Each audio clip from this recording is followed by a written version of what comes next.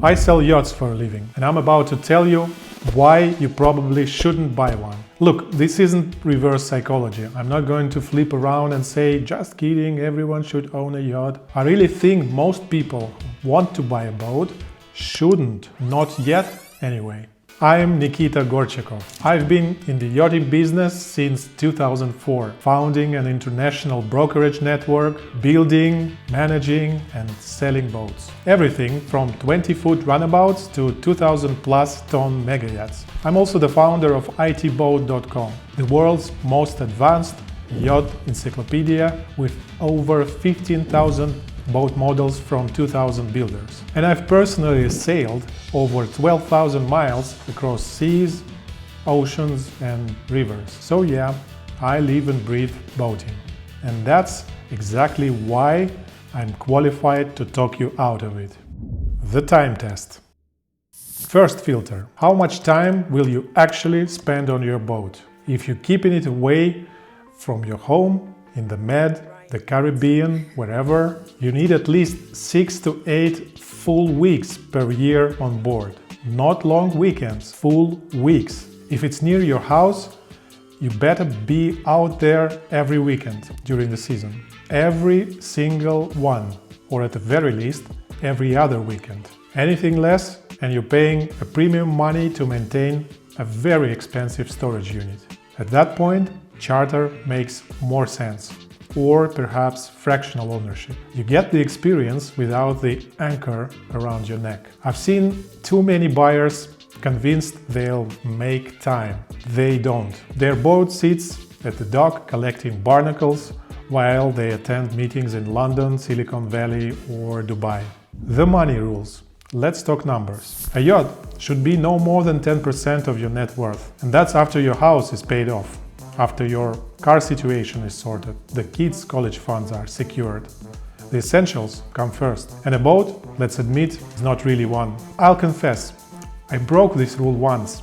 I bought my first boat before I owned my first apartment. I was young, stupid, and I desperately wanted to be on the water. Sometimes that works out. Usually it doesn't. For me, it did, because I literally lived on board during the summertime. Next, do not buy on a boat loan, leasing or other form of credit, especially not at current interest rates. Yacht loans are not car loans. The numbers are brutal. By the way, my boat I told you about earlier, at least I bought it fully with cash. I was stupid, but not that stupid. There are only two real exceptions. First, a charter program where the yacht works for you. But even those have fine print that you need to study thoroughly. Second exception, if you need financing for tax reasons, to avoid liquidating stock positions and triggering capital gains taxes, or if your capital is working and compounding with a yield at least twice the current market financing rates for boats. But in that case, see above, no more than 10% of your net worth for a boat. And you must be prepared to close the loan prematurely if things with your earning assets go south. Next come the running costs. If you're not ready to commit 10% of the yacht's value every year just for maintenance, don't sign anything. 10% annually. That's crew, insurance, docking fees, repairs, registrations, legal fees, to name just a few. Can you get it lower with smart management? Sometimes, but one should budget for 10. The reality check. You think you can sell quickly if things go sideways? The average time on the market for a boat is 12 months. 1 full year of monthly expenses while you wait for a buyer. That's not liquidity, that's a trap. And if you're buying to try out the lifestyle, to see if yachting is for you, stop right there. Try chartering first. 2 weeks in Croatia or the BVI will tell you everything you need to know. Don't spend a couple of $1 million to discover you hate sleeping on the water. We had clients, an elderly couple, nice people, who bought on impulse during a boat show. Gorgeous 60-footer.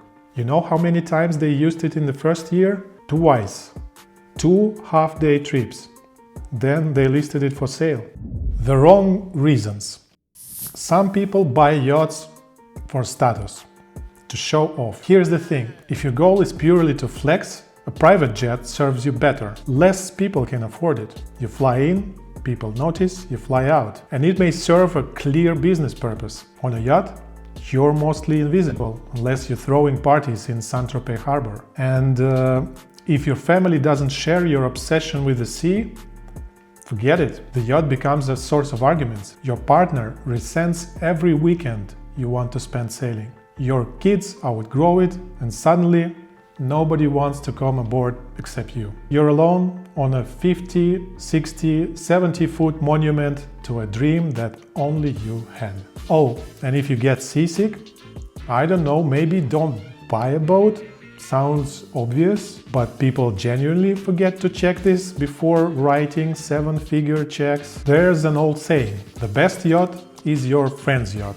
You show up, you enjoy, you leave. No maintenance headaches, no invoices from the shipyard, no 3 a.m. calls about a bilge pump failure. Of course, at some point you'll need to reciprocate, but that's a future problem. The anti-asset. Let me be blunt. A yacht is an anti-asset. It doesn't grow, it drains. 10% per year in maintenance, another 5 to 10% in depreciation, depending on the brand's resale value. And then there is opportunity cost. The money you put into the yacht could be compounding somewhere else. Before you buy, it's a good idea to run the numbers over a 7-year cycle. If you'd invested that money instead, you could buy a yacht 1 class higher, or fund 2 extra years of passive income. The math is clear. Maintenance, depreciation, and opportunity cost, a triple hit to your capital every year. You have to be willing to mentally write off the entire purchase. Treat it as consumption, not investment. If that makes you uncomfortable, you're not ready. But here's the thing. I've just spent several minutes telling you all the reasons not to buy. And I mean every word.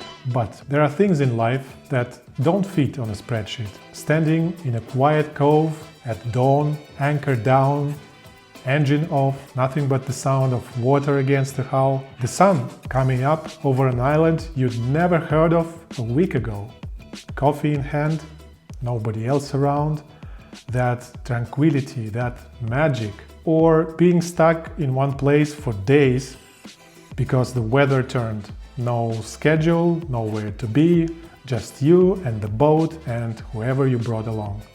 Reading, cooking, watching Netflix, diving off the swim platform when you get bored. Or watching your kid discover the unspoiled underwater world for the first time.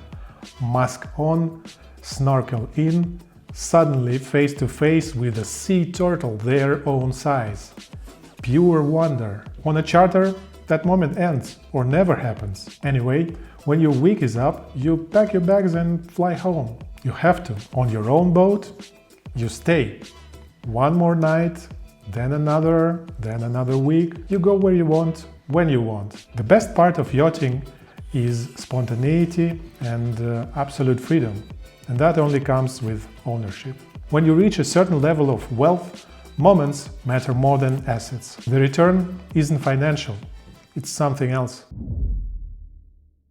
So, what do you think? Are you bullish or bearish on boats? Either way, subscribe. Whether you're here to buy or just lurk around the edges of the yachting world, I'll keep sharing what I know. The good, the bad, the expensive, and the priceless. Drop your thoughts in the comments.